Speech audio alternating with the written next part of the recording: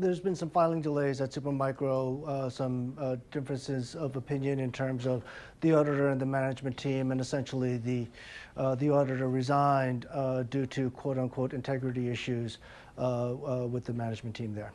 And this isn't like Joe's CPAs. This is Ernst Young. Right, this is a big deal. Resigning, and this does not happen often at all. So what's Ernst Young saying about why they resigned?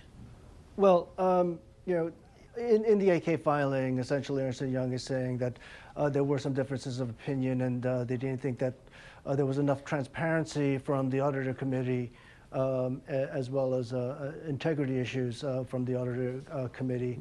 So look, quite frankly, it's the first time I've ever seen language like that. And the other thing that I can state is that, you know, Ernst Young is the second auditor that Supermicro had in a span of 18 months. So they were supposed to clean up the issues from the prior auditor, and it sounds like they found issues that just couldn't be resolved. And of course, the resignation comes after news broke last month that the DOJ had launched a probe into an ex-employee's claims that Supermicro actually violated accounting rules. What do we know so far about how many different issues there are kind of more broadly when it comes to this company?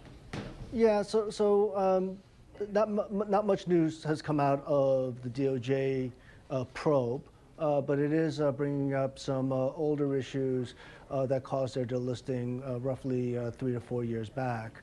Essentially, they were very aggressive on their accounting side, and it seems as if, based on a short report that came out in July, it seems as if they went back to their old ways in the recent months and recent quarters.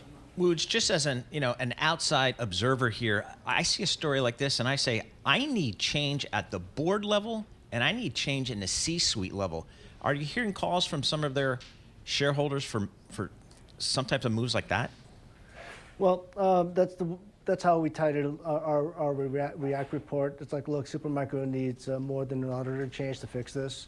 And we were concerned about their corporate governance. If you keep in mind that there aren't many independent board members, one of whom includes the wife of the CEO, there really needs to be a lot more independence on the board. And quite frankly, given the now growing concerns of financial malfeasance, I think the CFO has to go, and you know, if they can't clean this up, there might be a need for a change at the top.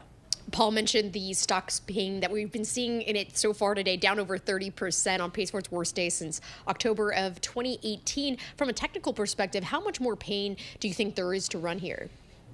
Well, the question is you know, are the revenues real? I do think that the revenues are real.